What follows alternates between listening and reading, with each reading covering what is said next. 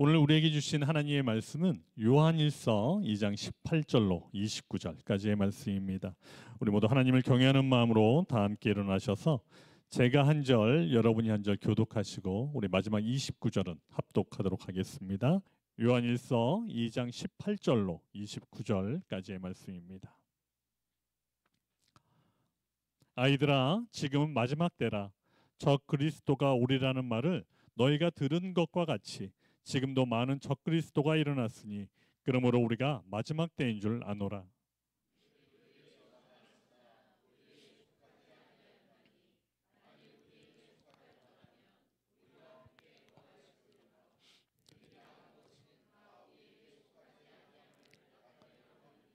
너는 거룩하신 자에게서 기름 부음을 받고 모든 것을 아느니라.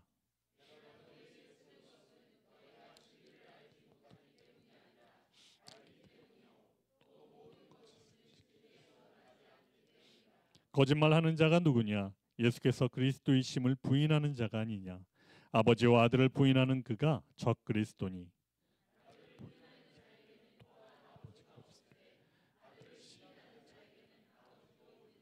너는 처음부터 들은 것을 너희 안에 거하게 하라.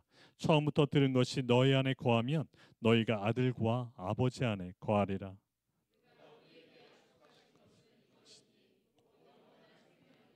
너희를 미혹하는 자들에 관하여 내가 이것을 너희에게 썼노라.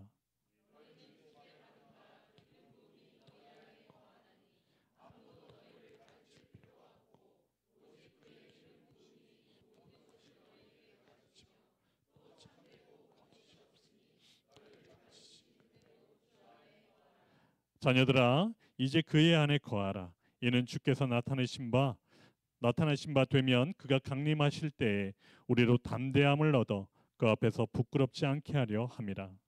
너희가 그의 의로우신 줄을 알면 의를 행하는 자마다 그에게서 난 줄을 알리라. 아멘. 오늘 우리 사도 요한이 쓴 요한일서 말씀 2장 말씀을 이제 본문으로 읽었습니다. 오늘 본문의 말씀을 읽을 때 그 앞절에 이 쓴 대상을 향해서 지금 편지를 받는 대상을 향해서 사도 요한이 뭐라고 부르고 있느냐면 아이들아 이렇게 불러요. 아이들아. 분명히 성도들한테 이 편지를 보내는 거거든요. 어른도 있고 노인도 있고 다 그런 분들이 계신데도 불구하고 아이들아 이렇게 하고 지금 편지를 써요. 아이들아 지금은 마지막 때라. 적그리스도가 오리라는 말을 너희가 들은 것과 같이 지금도 많은 적그리스도가 일어났으니 그러므로 우리가 마지막 때인 줄 알리라 이렇게 얘기했습니다. 그러니까 아이들아 그렇게 썼어요. 왜 이 사도 요한이 성도들을 향해서 굳이 아이들아라고 불렀을까 생각해 보면요, 그 편지를 받는 성도들의 믿음의 수준이 아이들과 같다고 느꼈기 때문에 그렇습니다. 성숙된 어른이 아니라 마치 아이들과 같은 그 모습을 갖고 있었기 때문에 그렇게 사도 요한이 의도적으로 그렇게 부르고 있는 것이죠. 예수님이 찾아오셨는데도 불구하고 함께 계신데도 불구하고 관계없이 살아가고 있는 그 모습을 보니까 사랑이신 예수님이 사랑으로 오셨는데도 불구하고 여전히 미워하고 있고 다투고 있고 원수 맺고 있고 이런 모습을 보고 이 사도 요한이 믿음의 삶을 시작했는데 꼭 아이와 같아서 아이들아 지금 그렇게 부르고 있는 거예요.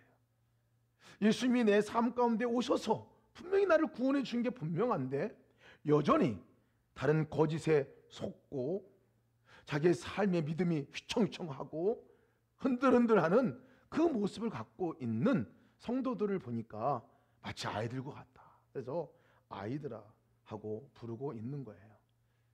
공통점은요, 알긴 아는데 삶 속에서는 전혀 그것이 적용이 되지 않고 있는, 아직 시작을 하지 않은, 그래서 삶 속에서는 마치 어린아이와 같은 삶을 살고 있는 성도들의 모습을 보니까, 그리고 사도 요한이 그렇게 부른 거예요. 여러분들의 믿음은 아이들의 믿음인가요? 아니면 좀 성숙된 믿음이라 생각하나요? 그 차이는 또 뭔가요? 저도 이 말씀 보면서 내가 아이인가 지금 어른인가 어느 정도 성숙된 믿음을 갖고 있나 점검해보게 됐습니다. 오늘 이 말씀을 사도 요한이 쓸 때는 사실 교회 안에 문제가 있었기 때문에 그렇습니다. 초대교회 안에 성도들 안에 문제가 있었는데 그 문제가 뭐냐면 교회 안에 적 그리스도가 들어왔어요. 적 그리스도, 안티 예수, 안티 그리스도라는 이 적 그리스도라는 이단이 교회 안에 들어왔어요. 그 이단은 어떤 이단이냐면요, 예수님은 그리스도가 아니다 라고 하는 이단입니다. 예수님은 그리스도가 아니다, 예수님은 그리스도가 될 수가 없다, 이 이단이거든요. 그리스도라는 말은 기름 부음 받는다 라는 말과 동일한 메시아라는 말이거든요. 그 말을 다른 말로 풀었으면 구원자라는 말이에요. 예수님은 구원자가 아니다, 이런 사람들이 교회 안에 들어온 거예요. 예수님은 하나님이 아니다, 인간이지. 어떻게 인간 안에 하나님이 인간이 되어 올 수 있나? 하나님이 아니다, 이걸 부정하는, 강력하게 부정하는 무리들이 있었는데 그것이 적그리스도예요. 그러면서 이 사도 요한이 바로 그 적그리스도가 언제 나타날 것이라고 얘기했냐면 마지막 때에 나타날 것이라고 예언을 했는데, 지금 적그리스도가 나타난 거 보니까 마지막 때다 지금 이렇게 얘기하고 있는 겁니다. 제가 마지막 때 이 점을 주목해서 보았어요. 이 마지막 때라는 것은 어찌 보면 이 세기의 마지막 때일 수도 있겠지만, 이 마지막 때는 각 개인에게 있어서 적용해 보면 개인에게 있어서 끝난 삶과 같은, 죽음을 경험하는 것 같은 마지막 순간이 마지막 때이지요. 예수님이 구주가 되지 않으면, 예수님이 구원자가 되지 않으면 그때가 곧 마지막 때라는 거예요. 개인에게 적용해 보면 그렇습니다. 그때가 마지막 때인 거죠. 왜냐하면 이때에 적그리스도가 들어와서 그들이 뭐라고 얘기했느냐면 예수님은 한 사람이기에 불과하다, 사람이지. 그렇기 때문에 예수를 보니까 본받을 게 많아, 훌륭한 점이 많아, 좋은 점이 많아, 따를 좋은 분이야 라고 얘기를 합니다. 그러나 그분은 구원자는 아니다. 그러나 하나님은 아니다. 그분이 인간이긴 한데 그렇다고 해서 그분이 죄를 대신 짊어지고 나 대신 죽어 죄를 해결해 주는 그분은 아니야. 하나님이 사람 안에 오실 리가 없잖아. 하나님이 사람이 되실 리가 없잖아. 신이 어떻게 더러운 그리고 부정한 인간으로 오실 수가 있냐. 예수님은 그냥 좋은 선생님 정도이지 구원자는 아니야. 나를 구원할 하나님은 아니야. 이것이 적그리스도입니다. 이것이 적그리스도의 생각이고 가르침이고 또 그들의 이념이죠. 예수님은 그냥 종종할 뿐으로는 얼마든지 섬길 수가 있습니다. 많은 지식으로다가 얼마든지 섬길 수가 있죠. 근데 그 예수님이, 우리를 찾아오신 예수님이 우리를 구원하는, 우리의 영혼을 구원할 뿐만 아니라 우리의 삶을 구원하는 구원자가 되지 않는 그 순간이 사실 마지막 때라는 거예요. 끝장난 거라는 거예요. 하나님이 우리 가운데 허락한 유일한 구원의 방법이 찾아오시는 길이었거든요. 인간이 되시는 길이었거든요. 오셔서 우리를 구원하신 그 일은 하나님 직접 찾아오셔서 직접 우리의 죄의 문제를 해결하기 위해 십자가에 못 박혀 죽으실 뿐만 아니라 직접 찾아와 죽으신 그분이 부활하셔서 다시 직접 우리 가운데 찾아오시고 우리 안에 오셔서 우리와 하나가 된 일, 이것 외에는 구원의 길이 없습니다. 구원의 길이 없어요. 근데 그것을 거부하는 거, 아니다라고 말하는 것이 적 그리스도다라고 이렇게 얘기하고 있는 거예요. 근데 여러분, 우리가 예수님이 그리스도이시다라고 얘기하면 여러분 다 아시죠? 그죠? 믿으시죠? 믿으십니까? 아시죠? 그죠? 예수님이 그리스도다, 교회 나오는 분들은 다 알아요. 그러니까 교회 나오죠. 구원자 되신 예수님 앞에 나오는 거죠. 모르지 않습니다. 그런데 오늘 사도 요한은 그 점도 지적하고 있어요. 21절 말씀 보면 내가 너에게 쓰는 것은 너희가 진리를 알지 못하기 때문이 아니라 알기 때문에 내가 지금 쓰고 있다. 또 모든 거짓은 진리에서 나지 않기 때문이다라고 말하고 있습니다. 다 알아요. 근데 문제는 뭐냐면 알고 있는데 아는 대로 살지 않는다는 거예요.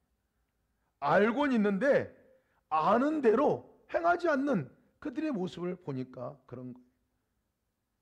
알고 있는데 좀 잘못 알고 있기 때문에 그렇습니다. 이런 수준에 머물러 있는 사람을 아이다라고 얘기합니다. 어린아이인 거예요. 알면 진짜 안다는 것은 예수님이 그리스도십니다 라고 하는 것을 안다면, 지식적으로 아니라 진짜 삶으로 안다면 그 주님이 나의 삶 가운데 날마다 구원을 이루고 계신 것을 경험하며 사는 사람, 구원자 되신 주님과 함께 살아가는 사람, 그 사람이 진짜 성숙된 사람인데 너희들 보니까 아직 아닌 것 같아. 지금 그렇게 얘기하고 있는 것입니다. 여러분, 이것이 참 무서운 일입니다. 예수님이 그리스도가 아니다 하는 거. 사실 적그리스도 하면 요즘에 많은 적그리스도가 나타났어요. 자기가 메시아다 하고 나타난 이 사람들이 많습니다. 메시아가 많아요, 이 땅에. 메시아가. 이만희, 우리 신천지 이만희도 대표적인 적그리스도 가운데 하나입니다. 정명석 대표적인 사람 가운데 한 사람 아닙니까? 근데 그런 사람보다 더 위험한 적그리스도가 이 사상이 있어요. 뭐냐면 그 사람들은 그냥 보면 알아요, 그죠? 쉽게 우리가 분별할 수 있습니다. 아, 적그리스도구나 분별할 수 있는데, 이상하게 우리 안에 우리도 모르는 사이에 쑥 들어온 생각들이 예수님과 우리의 삶이 분리하게 하는, 적그리스도는 예수와 그리스도를 분리하는 거거든요. 예수님과 하나님을 분리하는 일을 하거든요. 우리의 삶 가운데 들어오신 예수님과 나의 삶을 분리하는 이 삶의 모습이 마치 적그리스도와 항하는 것과 동일한 종류의 일이라는 거예요. 조심해야 합니다. 그래서 우리가 조심해야 합니다. 그것을 정신 차리고 잘 유심히 보아야 합니다. 우리 삶은 주님과 떨어질 수 없는 삶으로 이미 시작됐거든요. 구원하신 주님이 우리 가운데 찾아오셨거든요. 여러분, 예수님이 그리스도다라는 말은요, 예수님, 인간 예수님이 하나님이시다라는 말과 같은 말이거든요. 첫 번째 의미입니다. 뗄래야 뗄 수 없는 한 분이시다라는 것을 얘기하고 있는 것이 예수님이 그리스도시다라는 고백입니다. 영주주의자들은 그럴 수 없다 이렇게 얘기합니다. 아니야, 어떻게 하나님이 더러운 사람 안에 거할 수 있어? 그럴 수 없어. 예수님은 인간 한 사람이야, 한 존재야. 계속 분리하고 분리하죠. 그래서 예수님은 존경할 사람이긴 하지만 구원자로 믿지는 않습니다. 그의 가르침을 존중해가지고 가르침을 따라가려고 하지만 그분이 나의 삶을 송두리째 구원해 주시고 이끌어 주시는 분으로 믿지 않는 거예요. 이게 영지주의자들의 생각인데요, 다른 모든 종교들이 여기와 연관이 되어집니다. 여러분, 이슬람도 마찬가지예요. 여러분, 이슬람이 예수님을 믿을까요? 안 믿을까요? 믿을까요? 안 믿을까요? 그냥 추측해서 얘기하지 마시고 예수님 잘 믿습니다. 충격받으신 분이 계실지 모르겠는데, 제가 인도네시아 가가지고 제일 먼저 충격받은 일이 그거였어요. 이 사람들도 예수님 안 해? 이 사람도 예수님을 믿네? 뭐로 믿느냐면요, 위대한 선지자로 믿습니다.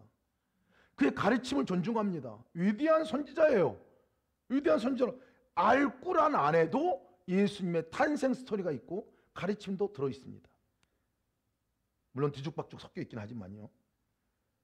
그런데 절대로 그들은 예수님을 구원자로 믿지 않습니다. 예수님을 그리스도로 믿지 않습니다. 예수님이 자기의 삶을 대신, 모든 죄를 대신해서 죽으시고 그것이 하나님의 사랑의 완성이라는 것을 믿지 않습니다. 예수님이 이 땅에 오셔서 산 것까지는 얘기하는데 십자가에 못 박혀 돌아가시기 전에 영이 떠났다고 생각을 해요. 그래서 예수님이 죽은 거는 사람 예수가 죽은 거고 우리와 관계없어요. 대속의 은혜는 전혀 모릅니다. 그러니 그들의 삶은 예수님의 가르침은 알고 있지만 그분이 진짜 우리 영혼을 구원하시고 생명 우리에게 넣어주시고 우리 삶 가운데 그분이 오셔서 우리의 삶을 이끌어주시는 그분으로다가는 믿지 않는 거예요. 믿지 않아요. 그래서 돌아가는 것은 뭐로 돌아가냐면 선한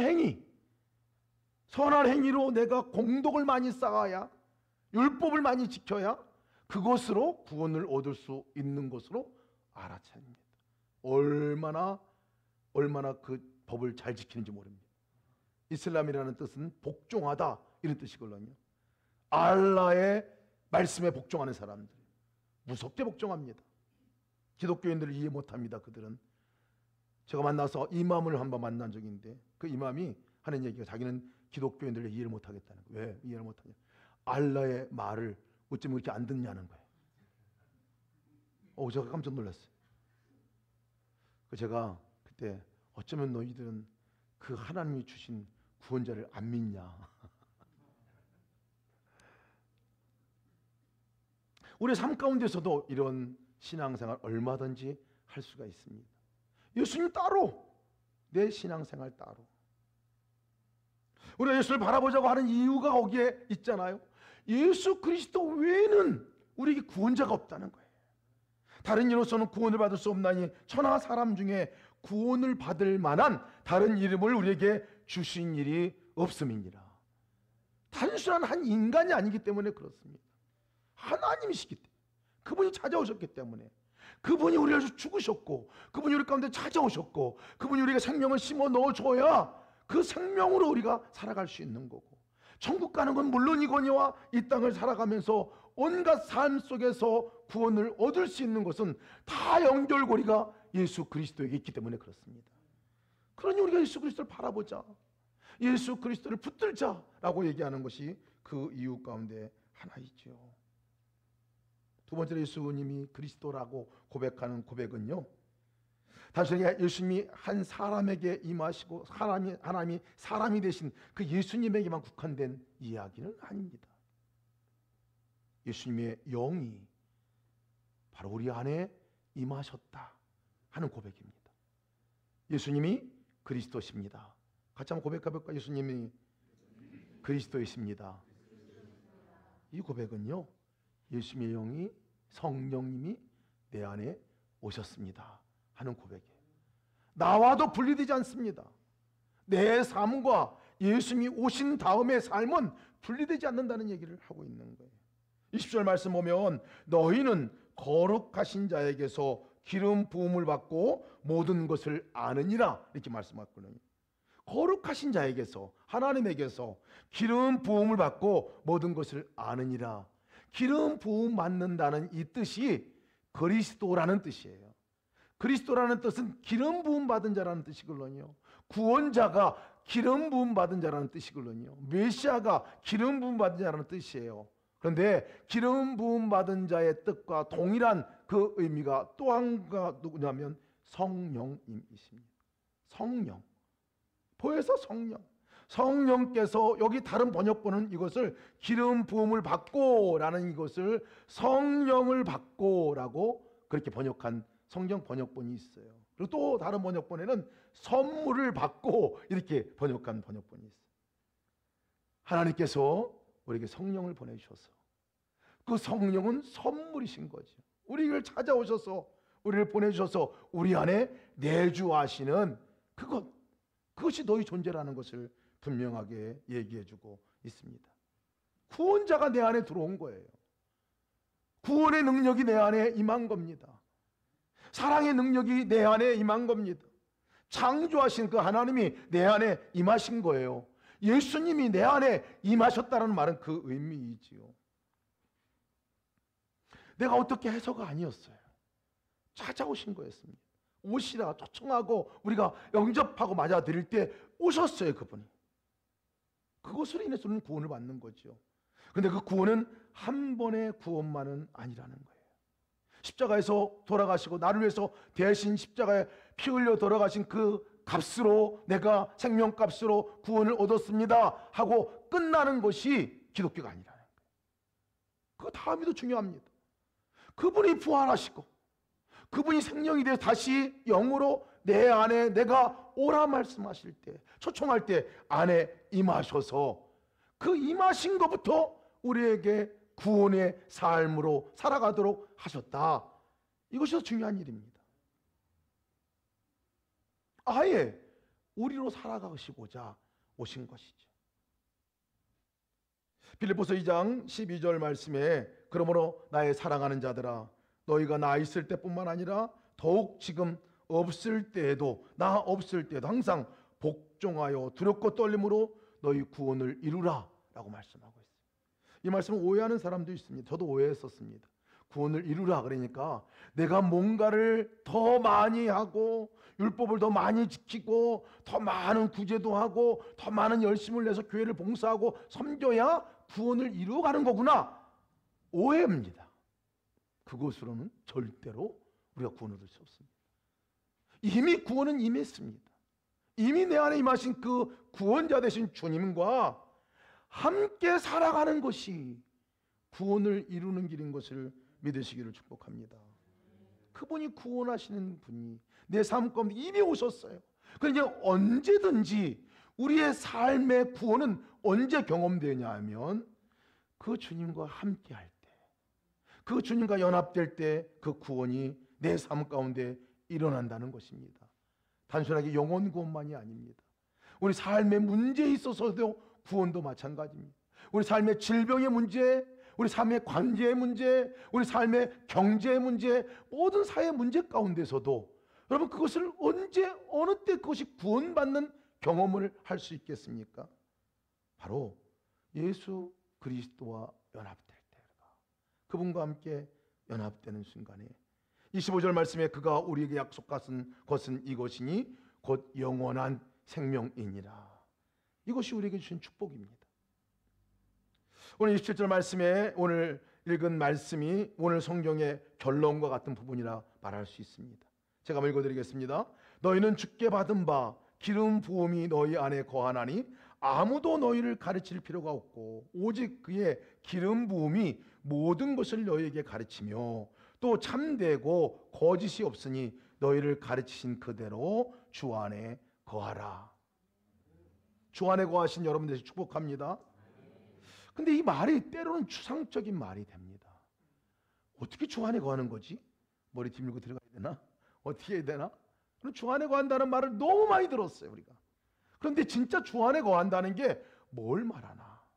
오늘 성경에서 말씀하는 말씀을 다시 풀어서 제가 설명드리면 내 안에 계신 성령님, 그분이 분명히 계실 건데 다른 데서 가르침을 받을 필요가 없다. 다른 데서 뭔가를 얻으려고 가르침을 받으려고 하지 마라.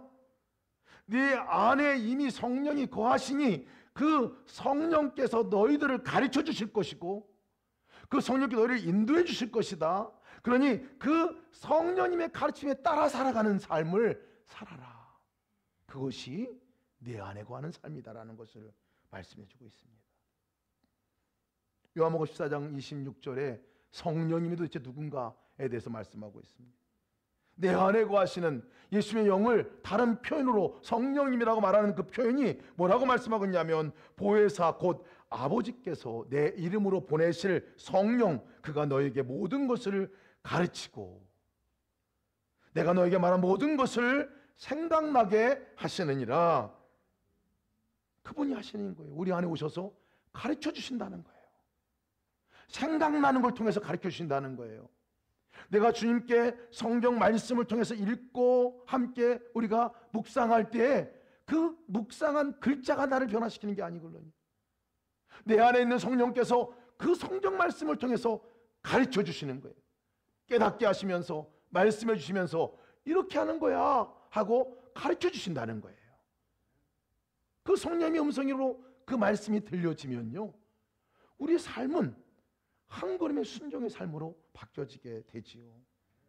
주님 어떻게 할까요? 내가 내 안에 있는 계신 성령께 인격적으로 물어보고, 우리가 그토록 제가 설교할 때마다 말씀드렸던 부분은 예수님 이름 불러보자고 그랬잖아요. 예수님 하고 이름 불러보는 거, 이것이 얼마나 우리가 주님과 인격적인 교제를 만나는 첫걸음인지 몰라요. 왜? 관계는 이름 부르는 것부터 시작하기 때문에 그래요. 몰라서 못하는 건 아닙니다. 몰라서 못하는 것이 아니에요. 그럼 주님의 이름을 한번 불러봅시다. 예수님, 예수님. 오늘 28절에 이 사도 요한이 강조해서 말하고 있어요. 자녀들아, 이제 그의 안에 거하라. 이제 주의 안에 거하라. 그의 안에 거하라. 이렇게 말씀하시는데요. 제가 이 말씀을 들으면서 좀 놀랐어요.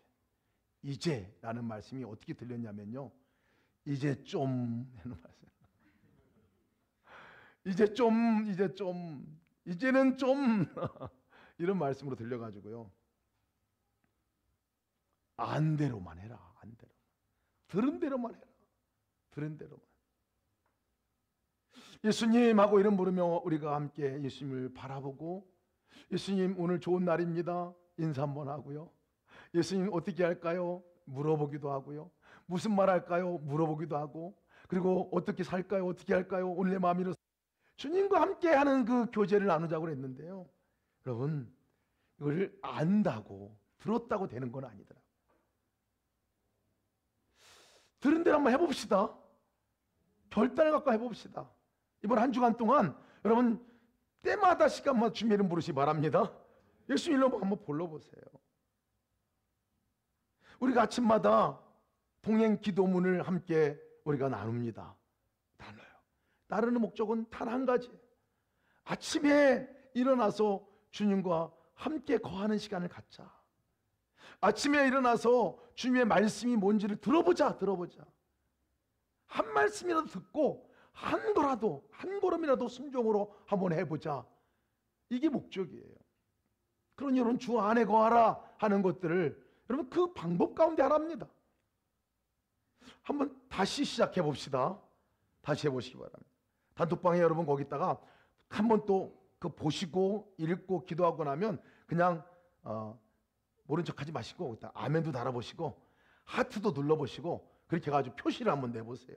표시를 내보세요. 하루 중에 살아가면서도 주님 생각하며 나가는, 예수님 이름을 부르고 한 걸음 한 걸음 나가는 그 걸음을 한번 다시 시작하는 마음으로 시작하시기를 축복합니다. 동행일기 빼놓을 수가 없죠. 저녁 때 우리가 자면서 자기 전에 하루를 돌아보면서, 아까 김민경 집사님 함께 동행일기에 대해서 간증을 해주셨는데요. 제대로 한번 해보면 바랍니다. 제대로 한번. 그냥 많이 들었는데 나는 잘 안 돼. 그렇게 제대로 한번 해봅시다. 올해는 이제는 좀 제대로 한번 해봅시다. 한번 동행일기 쓰는 것도 제대로 한번 해보고요. 일상일기로 돌아갔던 분이 있으면 점검일지로다가 예수님 생각이 났는지, 예수님 바라봤는지, 예수님 말씀한 것이 뭔지, 오늘 감사할 게 뭔지 한번 체크해 보면서 한번 그렇게 돌아보시기 바랍니다. 그것이 우리가 주 안에 거하는 길입니다. 주님께서 오늘 우리에게 동일하게 아마 1년 내내 주님이 말씀하시는 말씀이 있다면 이 말씀이 아닐까 싶습니다. 내 안에 거하라. 내 안에 거하라. 주님 안에 거하시길 축복합니다. 이제 더 이상 어린 아이의 믿음이 아니라 주님 안에 거하여 주님과 연합한 성숙한 믿음의 삶으로 나가시기를 축복합니다.